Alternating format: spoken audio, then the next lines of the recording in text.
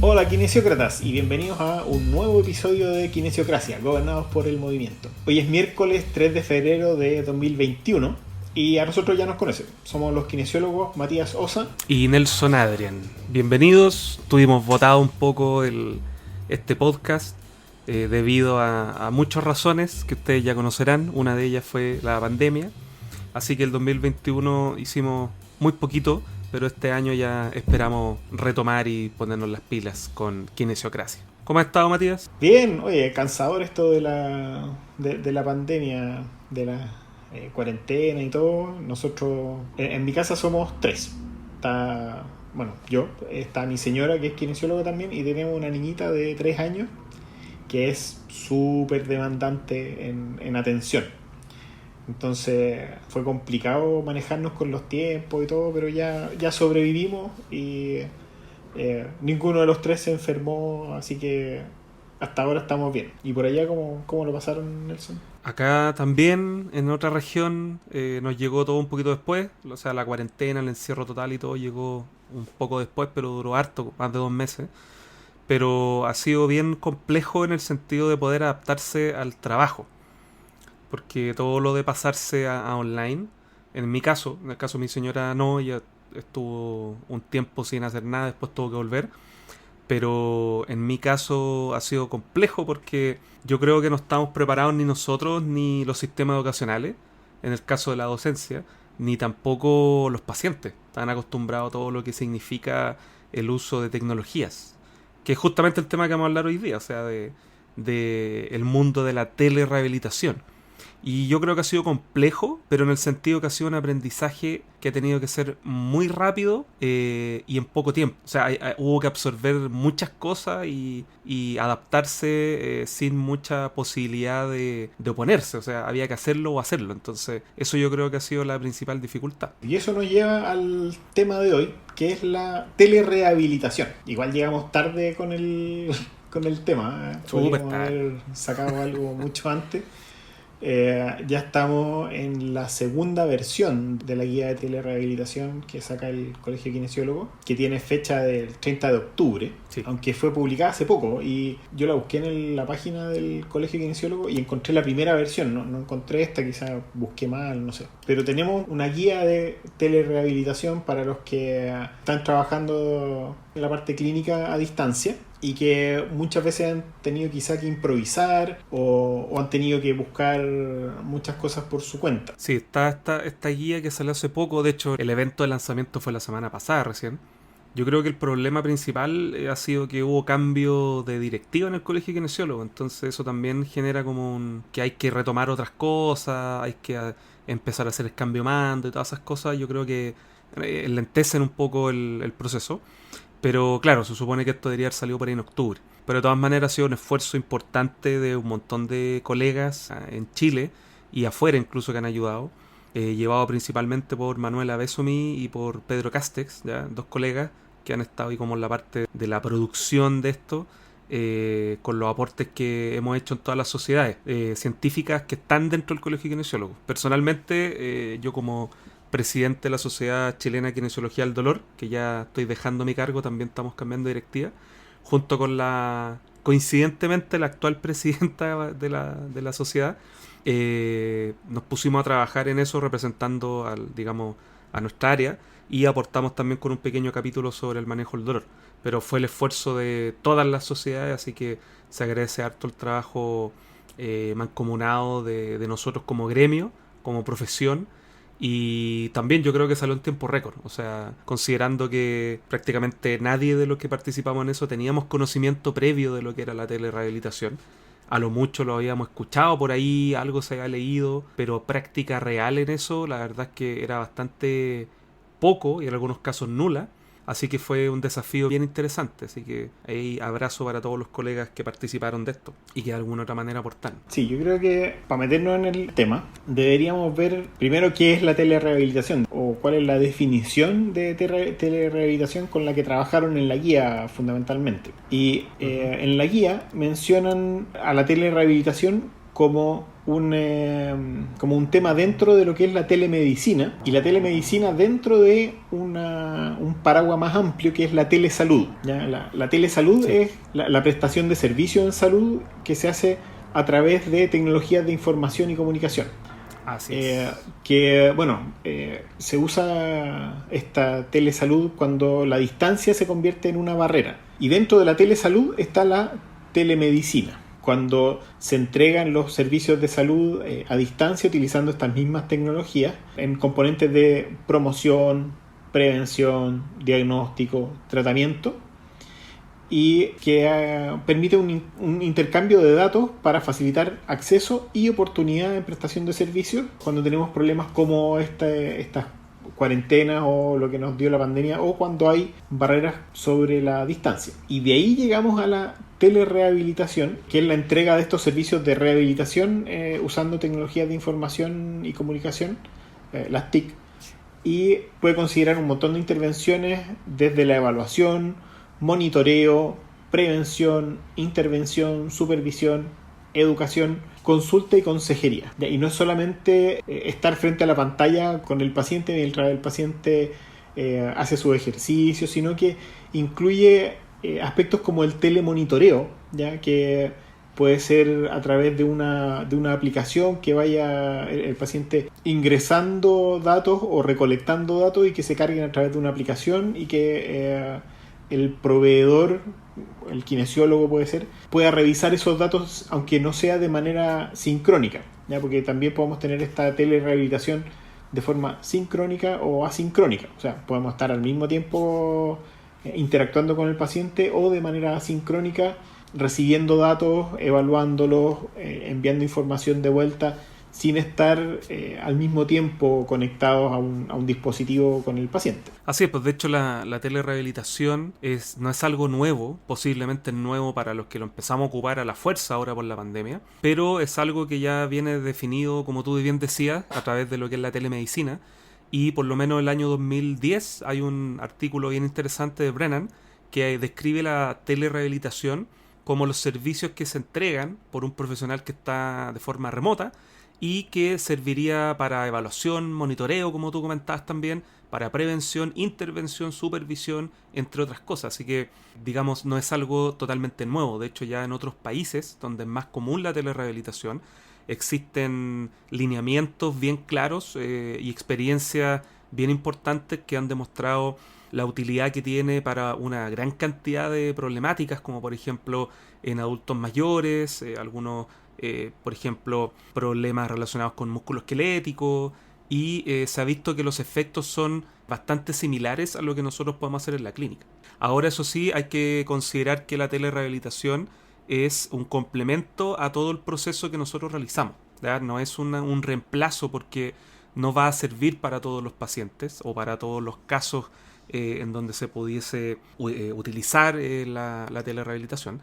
Sin embargo, puede utilizarse y de forma bastante exitosa. Por ejemplo, han salido varios artículos hablando del uso para pacientes postoperados, incluso para reemplazos articulares, prótesis y un montón de otros casos específicos en donde es bastante complejo de pensarlo a primera vista que podríamos nosotros intervenir a través de una pantalla. Así que por lo menos experiencias existen, evidencia también. De hecho, hay algunos artículos que comparan la capacidad que tenemos nosotros de valoración de un paciente con la autovaloración de la persona guiada por nosotros, y se ha visto que se puede llegar básicamente a las mismas conclusiones. Por lo tanto, yo creo que no es descabellado pensar que pronto debería ya empezar a integrarse como un área más dentro de la kinesiología, ¿ya? Así que es bastante positivo. Dentro de todo lo malo que trajo esta pandemia, nos obligó a nosotros a adaptarnos a estas tecnologías nuevas. En el caso de la telerehabilitación, por lo menos, como yo te comentaba, desde el año 2010 o incluso ya en los 90 ya habían algunos esbozos de telerehabilitación. Al principio se trabajaba con la tecnología que era el teléfono o material pregrabado que se le mandaba a los pacientes en video. Posteriormente se le enviaba en CD, y después, bueno, esto fue mejorando. Se pasó a todo lo que eran las videoconferencias, que también para mucha gente es algo nuevo, pero las videoconferencias existen hace muchísimo tiempo. y también por mensajes de texto. Y obviamente a lo que más se ha avanzado hoy en día, en donde también tiene que ver con la tecnología en la telerehabilitación, tiene que ver con el uso de aplicaciones y con los smartphones o tablets. Entonces existe toda una gama de, digamos, de un área bien específica dentro de la kinesiología que se está dedicando al desarrollo y utilización de estos servicios a través de la tecnología. O sea, sin ir más lejos, hoy en día el celular que tenemos nosotros, ¿ya? O que tiene cualquier persona, digamos, un smartphone, ya te va a servir para hacer un montón de mediciones. Existen un montón de aplicaciones también que reemplazan el uso del goniómetro, entre otras. Así que yo creo que es un área bien interesante de la tecnología y también de la telerehabilitación, que vale la pena indagar más y meterse en eso, no tenerle miedo a lo que uno puede realizar como profesional. Bueno, de acuerdo a la experiencia que hay en varios equipos que ya han trabajado con telerehabilitación, hay reportado varios beneficios de esta modalidad. La primera, el más evidente, es que mejora el acceso, ¿cierto? Que en el fondo, cuando tenemos una barrera como la distancia, cuando no hay acceso entonces a un profesional de la salud en áreas muy remotas,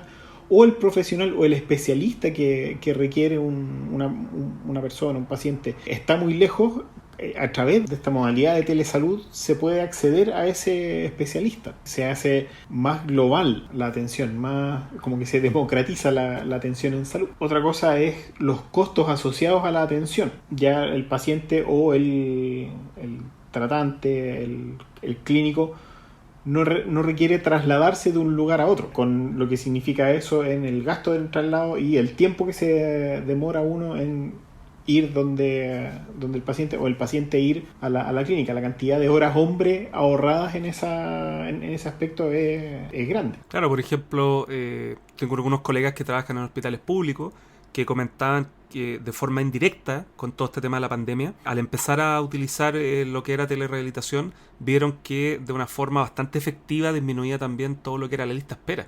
Así que ahí también tenemos un plus que podría entregar esta telerehabilitación. Otro aspecto que destacan en la American Telehealth Association es que la calidad de la atención es igual o incluso mejor en algunos casos que la atención cara a cara. Seguramente esto es porque demanda una interacción uno a uno. A diferencia de muchos centros donde un kinesiólogo tiene que estar pendiente de 2, 3, no sé, múltiples pacientes al mismo tiempo. Entonces, la calidad de la atención, ampliando el concepto de atención, de estar atento a esa persona, también es mucho mayor. Y todo esto impacta finalmente en la satisfacción de los pacientes, de los usuarios. No tiene que alejarse de su familia, puede hacerlo con comodidad, mejora su sensación o su sentido de autoeficacia también al hacerse cargo de muchos aspectos de su rehabilitación. Finalmente tenemos muchas ventajas de esta modalidad que vale la pena explorar. Claro, dentro de las ventajas y desventajas que tiene, yo creo que, bueno, por lo menos lo que se ha podido recopilar en diferentes investigaciones que han salido en los últimos meses, digamos, es que quizás la desventaja mayor tiene que ver con el acceso a la tecnología. Por ejemplo, hay muchas experiencias de hace bastante años en países ya desarrollados como Canadá, Nueva Zelanda, Australia, Inglaterra, entre otros, que han reportado la utilidad relevante que te puede dar el uso de telerehabilitación en una gran cantidad de casos. Sin embargo, en países en desarrollo ya ha sido más complejo. De hecho, hay un documento que lanzaron de Nigeria donde mostraban que habían 6 puntos clave que impedían la telerehabilitación, y uno de ellos tenía que ver justamente con que el paciente o la persona tuviera acceso a una buena red de internet y que tuviera también la tecnología para poder hacer uso de esto. Y un tercero, que es no menor, tiene que ver también con lo que es la privacidad. O sea, muchas veces hay gente que no tiene un espacio privado en su casa o que vive con mucha gente y cuesta que se pueda dar este contacto uno es a uno.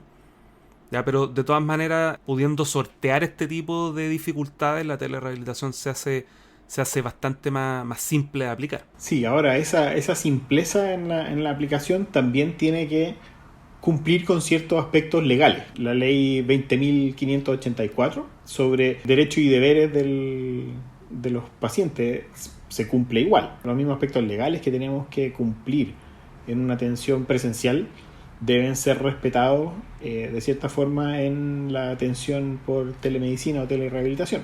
Las normas jurídicas y administrativas que tienen relación con la telemedicina y con la telerehabilitación, específicamente por la situación de COVID-19, en el diario oficial se modifica una resolución el 29 de abril del 2020 que oficializa la entrada en vigencia de prestaciones de kinesiología que pueden realizarse de forma remota y de manera sincrónica. Y las prestaciones que están autorizadas son 5.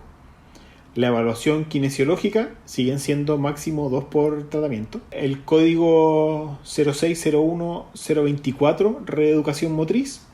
0601026, técnicas de relajación. 0601028, entrenamiento cardiorrespiratorio funcional. Y la nunca bien ponderada 0601029, la atención kinesiológica integral. Y bueno, ciertas consideraciones éticas, un consentimiento informado, que el paciente esté consciente de las ventajas y de las desventajas y de qué cosas se pueden y no se pueden hacer mediante la telerehabilitación, y tiene que estar de acuerdo con las limitaciones que puede tener esta forma de interactuar. Si el paciente no está de acuerdo con ser visto a distancia o cree que no está en condiciones, él puede rechazar este tratamiento y está en su completo derecho. ¿Qué opinas de eso tú, Matías, respecto a las prestaciones que se pueden dar? Porque si uno, por ejemplo, ve, busca documentación en el extranjero, la recomendación en otros países, por ejemplo, acá estoy leyendo una de Estados Unidos que habla de los beneficios que pueden estar, y ellos hablan que puede ser en prácticamente cualquier área, pero destacan lo que tiene que ver con el balance y equilibrio, problemas vestibulares, con cuidado postoperatorio, manejo de dolor crónico, rehabilitación del cáncer, entre otras. Entonces, ¿qué opinas tú con lo que hay acá en Chile, que se aplica más como a una actividad o una operación que uno realiza por sobre algún tipo de condición que tenga el paciente? Sí, ya hemos conversado de este tema, en el fondo, que esté regulado por acción y no por meta o no por objetivo. Y da un poco cuenta de lo anticuado que es nuestro sistema, de la falta de actualización con respecto a la tarea de un kinesiólogo o al rol de un kinesiólogo o al accionar del kinesiólogo en distintas condiciones de salud. Finalmente, muchos ven esta limitación a ciertos códigos como lo que puedo poner en la boleta o en el bono, para que eso sea reembolsado. Igual después, en su sesión, hacen lo que sea necesario según su propio proceso de razonamiento y de toma de decisiones y según su propia expertise. No sé si más o menos te referías a eso Sí. Con mi opinión. Sí, porque yo siento que tratar de dejarlo, bueno, en la realidad en Chile no hay nada que hacer, pero yo creo que dejarlo asociado a prestaciones que hacemos te limita muchísimo más que poder orientarte a algún tipo de meta funcional o algún objetivo que yo quiera alcanzar con el paciente, o, como lo hacen en otros países, orientarlo a alguna condición que el paciente tenga. Creo que es mucho más limitante como se ve acá. Pero bueno, yo creo que eso también tiene que ver con cosas ya mucho más legales que hay acá, que están limitando la profesión en general. Pero de todas maneras, a pesar de esas restricciones, acá en el país han habido montones de experiencias positivas con el uso de la telerehabilitación, algunas que, bueno, la mayoría surgieron a través de la pandemia, pero otras que ya estaban instaladas de antes. Ya en Chile por lo menos existía desde antes un servicio, digamos, de una clínica de telemedicina que tenía telerehabilitación, y colegas trabajaban ahí hace años ya entregando este tipo de servicios, así que por lo menos la experiencia ha mostrado que es bastante positivo y que tiene, digamos, que se puede utilizar, y que es un área, yo creo que debe profundizar el kinesiólogo que se quiera dedicar más a esto. Y es ahí donde nace la necesidad de esta clínica de telerehabilitación, o sea, para poder entregar herramientas a los colegas que nos estamos dedicando a ver pacientes a distancia. Sí, bueno, y eso es algo en lo que todavía tenemos que avanzar, tratar de trabajar en conjunto como kinesiólogo y dar a ver cómo trabajamos, cómo operamos y cómo funcionamos en la realidad. Sí, en este caso yo creo que hay un tema importante que tiene que ver con la gente que se rehúsa al tema de la telerehabilitación, tanto como pacientes como clínicos. Tiene que ver con el contacto físico. ¿ya? O sea, el contacto físico supuestamente es irreemplazable.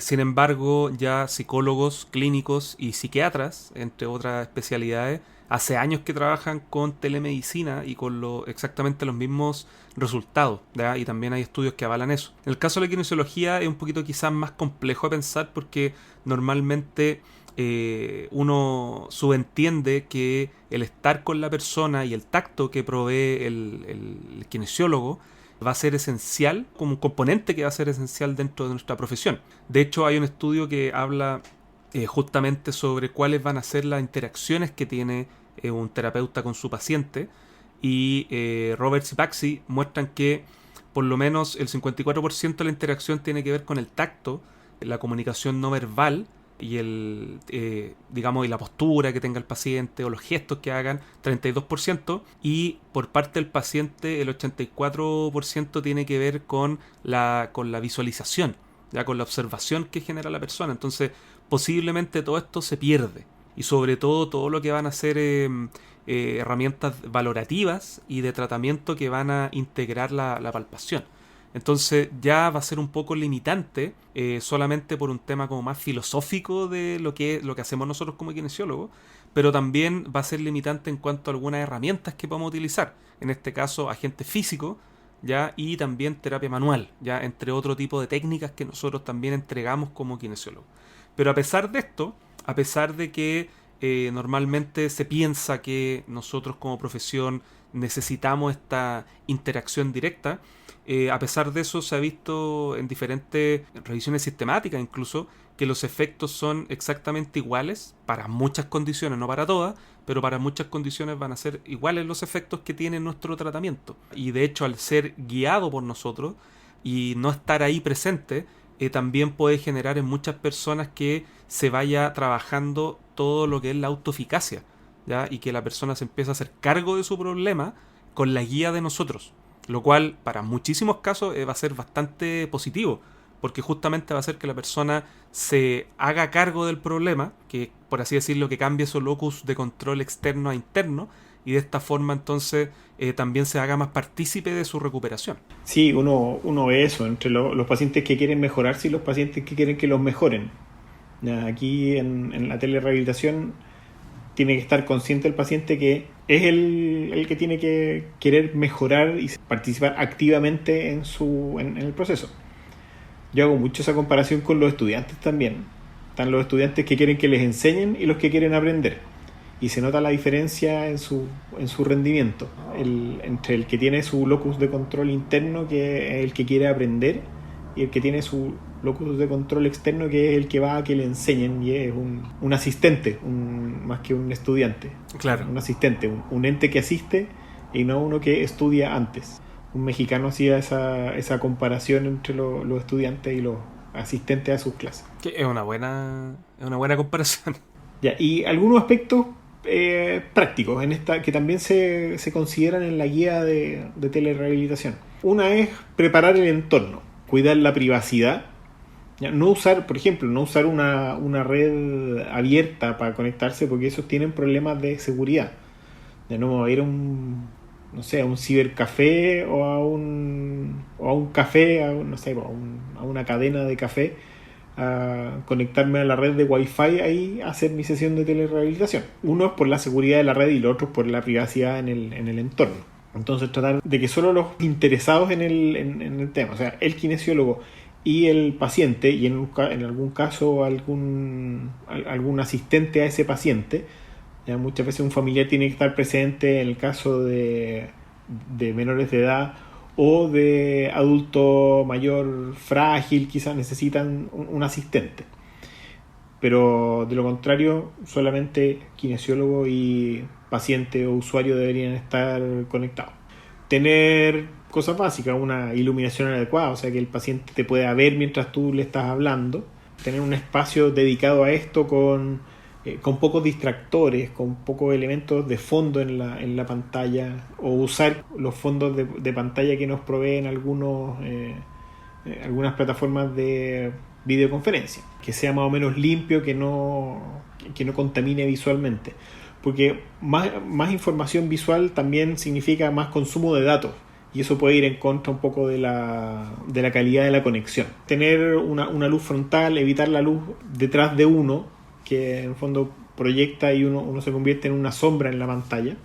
Tener un espacio adecuado que sea visible desde la cámara que tenemos, para poder demostrar algún ejercicio o algún movimiento que necesitamos que el paciente imite. Tratar de que el ambiente sea silencioso en lo posible, un espacio cerrado, idealmente con cierta aislación de sonido, y eso en general con respecto a aspectos técnicos de la sesión. En la guía también se considera que cualquier interacción a distancia forma parte de esta telerehabilitación. O sea, si es que entre una sesión y otra que uno hace sincrónica con el paciente le manda a uno un WhatsApp con una pregunta y uno le responde, eso forma parte de la interacción con el paciente y debería ser consignado en la ficha de forma regular. O sea, todas esas interacciones que se dan de forma asincrónica son parte de la interacción con el usuario o paciente y deben ser consignadas y registradas en la ficha para tener un respaldo y un registro de todas esas acciones y de todas esas interacciones. Bueno, y la guía de telerehabilitación que vamos a dejar tiene un checklist, en el fondo, mucho más detallado sobre qué es lo que debería hacer uno para prepararse, qué es lo que debería tener durante la sesión y qué es lo que tiene que hacer después de cada sesión. Te quería consultar sobre el punto que tú conversabas anteriormente sobre interacciones, por ejemplo, que tienen que ver con mensaje de texto por WhatsApp o algún otro tipo de servicio de mensajería instantánea.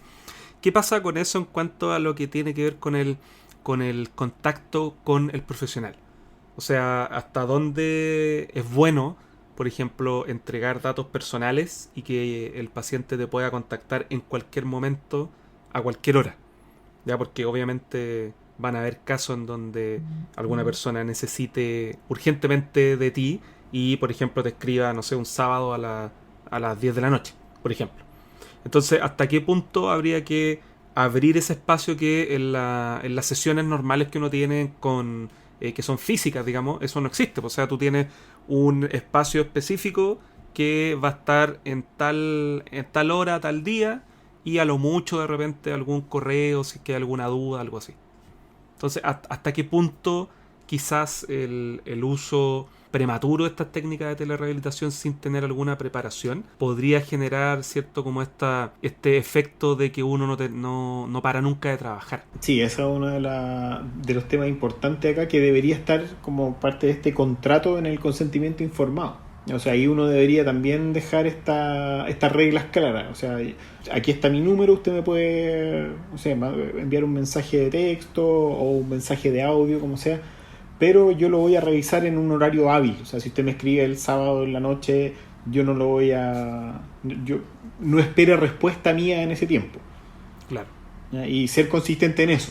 Sí, yo al menos que tuve la experiencia de tratar pacientes por telerehabilitación, eran cosas que yo las conversaba al principio, o sea, que tienen un correo especial mío de telerehabilitación, o sea, para no mezclarlo con mi correo personal, y también existe un horario específico donde yo puedo contestar cosas o puedo guiar, ¿ya? Y no hay problema con eso, de lunes a viernes, ¿ya?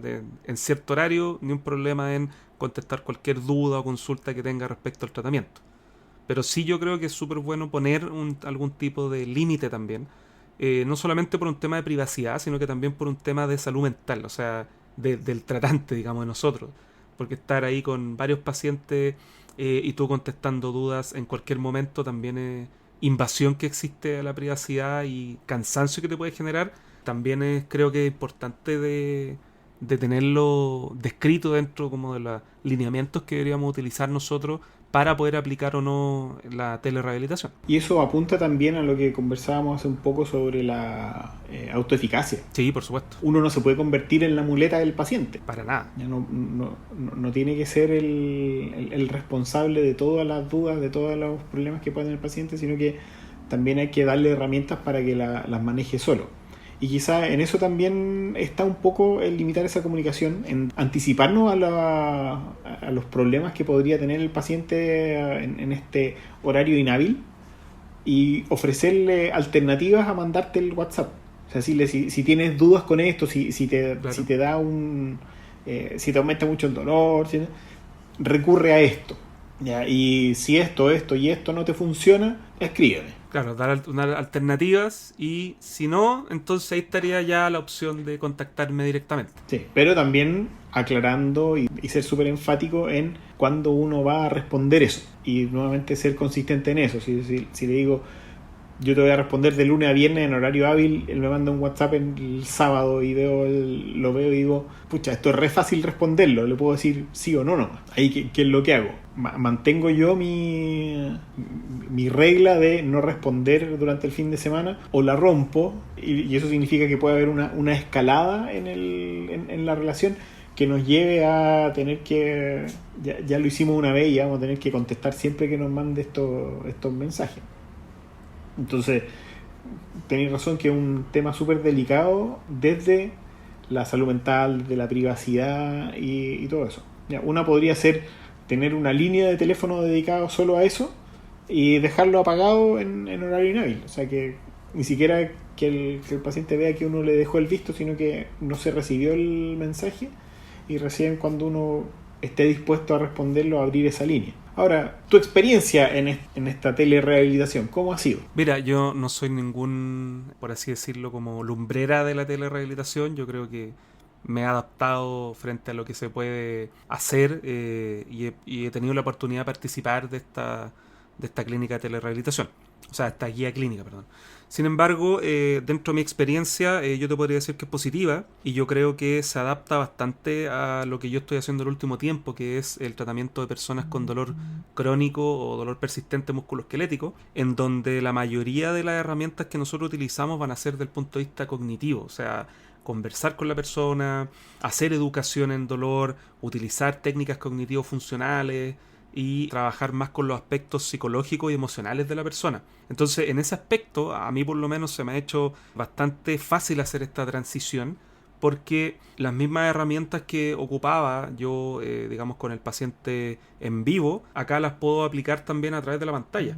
Por ejemplo, en el caso de aplicar cuestionarios, por ejemplo. De hecho, también he tenido la posibilidad de utilizar videos explicativos con algunas cosas, mandarle algunos PDF para que la persona lea. Entonces yo creo que incluso me ha facilitado lo que es la rehabilitación en este sentido. Ahora, claro, yo por al menos no trabajo mucho con técnicas de tratamiento más allá de lo que es el ejercicio físico, que tú puedes recomendarlo, puedes guiarlo, puedes mostrar ejemplos de cómo hacer.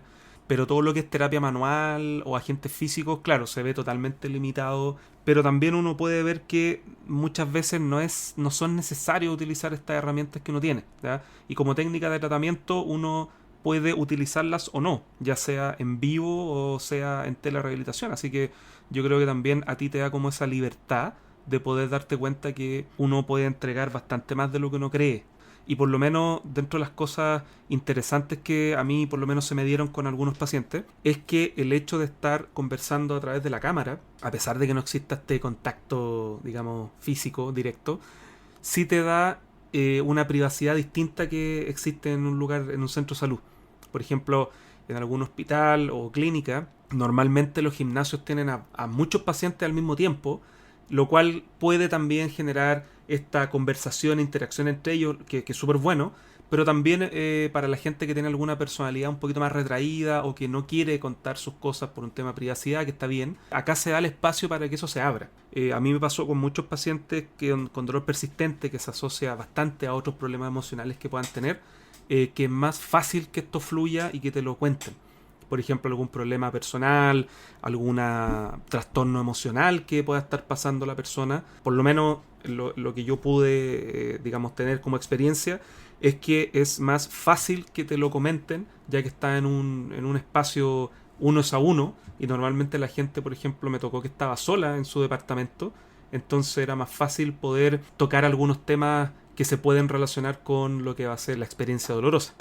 Así que de ese aspecto yo encuentro que está bastante positivo y de todas maneras se podría utilizar a largo plazo, o sea, no solamente pensando en una pandemia, sino que abriría la posibilidad, por ejemplo, para mí, de tratar a algún paciente que esté en otra ciudad de Chile y que por razones lógicas yo no pueda tratar, pero que, por ejemplo, le hayan recomendado atenderse conmigo.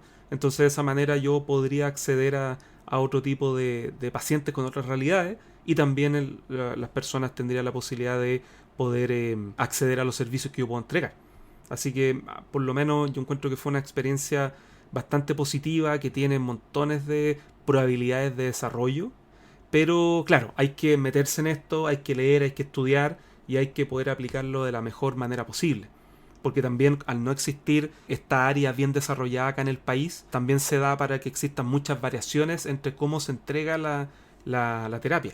Entonces por eso es bueno seguir estos lineamientos internacionales y también estas recomendaciones a nivel nacional que se pueden encontrar en esta guía clínica de telerehabilitación. Y ahí lo tienen, telerehabilitación. Recuerden que nos pueden encontrar en redes sociales, en Instagram y en Twitter somos @kinesiocracia. También tenemos una fanpage en Facebook, Kinesiocracia Podcast. Recuerden que pueden visitar nuestro sitio kinesiocracia.com, donde hay enlaces hacia los episodios del podcast y además algunas notas, links y material complementario. Por ejemplo, ahí va a estar la guía clínica para poder descargar. Además, hay un blog en el que se escriben algunos temas de interés kinesiológico. Nuestro correo es kinesiocraciapodcast@gmail.com, donde estamos atentos a sus comentarios, preguntas y sugerencias. Hasta la próxima y sigamos en movimiento.